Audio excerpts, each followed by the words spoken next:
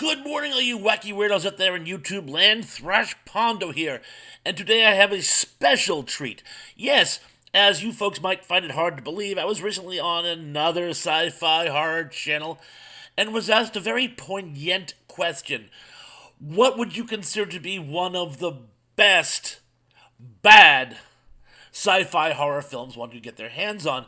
And I love this topic, the whole they're so bad they're good angle. One could do an entire show on that. But I was asked to pick one, and so one I picked. And I decided to go with a little known, but much deserved to be better known, Italian sci-fi horror post-apocalyptic farce, I guess you'd call it. Rats, A Night of Terror. This is a hidden gem. It's basically Daybreak 2250 by Andre Norton meets Hubbard's Final Blackout if it was directed by Tom Savini.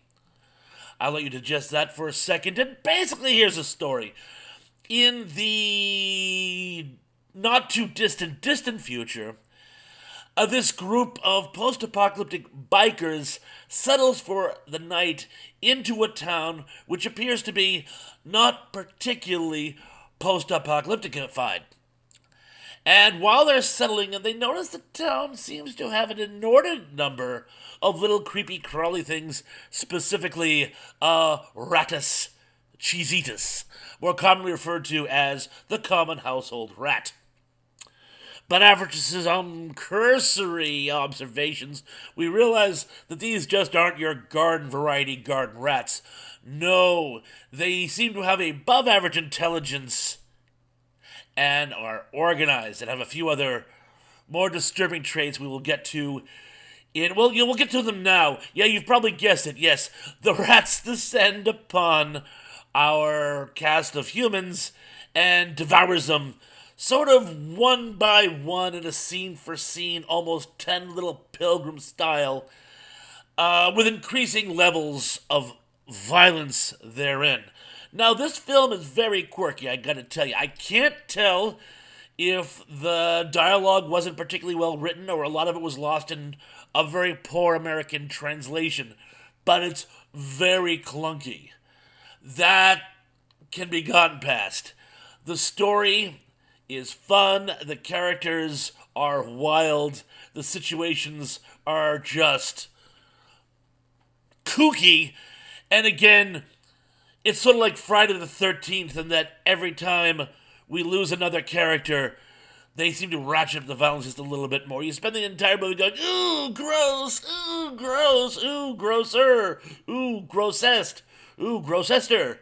In fact, I should probably point out at this point, while I'm at it, if you have a hypersensitivity to rats, I would just avoid this one altogether. I mean, I myself am arachnophobic and like arachnophobia, but I do understand sensitivities.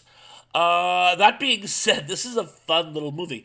It stars American actress and model Gretta. That was her stage name. Her real name was Gretta Giancarlo, which I think is a cooler name than Gretta. But to own their each. And I am going to butcher this guy's name. Massimo Vanni, who is an Italian actor, probably best known for things like Escape from the Bronx and Zombie 3. And this film is brought to us by Bruno Mattei, who's probably, best known for fans of this channel. He did Zombie 3, which is, I guess you would say, the name-only sequel of Fulci's Zombie 2, which he also collaborated with Fulci on, which of course was the sequel on paper to Night of the Living Dead, even though it had absolutely nothing to do with Night of the Living Dead. I love that franchise, though. Any franchise where a zombie fights a shark, or a shark fights a zombie, is A-okay in my book. But anyway, one thing I gotta give this film, and I got this movie, I'd say about 25 years ago, when I was working for the home theater outfit, when that was a thing, And I got from, I want to say Anchor Bay or Bay of Anchor, or one of those such companies. I got a copy of it on videotape, and it's somewhere here in this house, probably in the attic in a box marked old tax forms. One day I'll find it, but the good news is it's actually right here on YouTube. And I gotta tell you, I cannot in good conscience give the twist ending away, but I gotta tell you, this movie has a great twist ending. So you gotta watch it for the ending alone.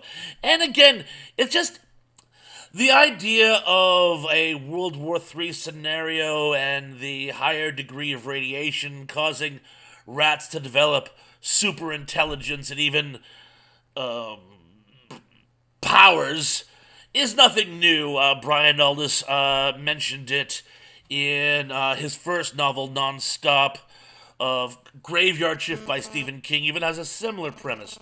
So, but I think this one kind of took it and ran with it. It ran with it really, really well. There's even a subplot that when the survivors try to terraform the irradiated Earth, this may have even somehow exacerbated the rat problem. So again, when you try to fix the problem, you end up making it worse. But anyway, I've rambled long enough. Again, it is called Rat's Night of Terror, Italian post-apocalyptic giallo. And as I always say, there's always room for giallo. At the moment, you can still find it on YouTube. If not, find it elsewhere. But enjoy. And that's all I have for you to now.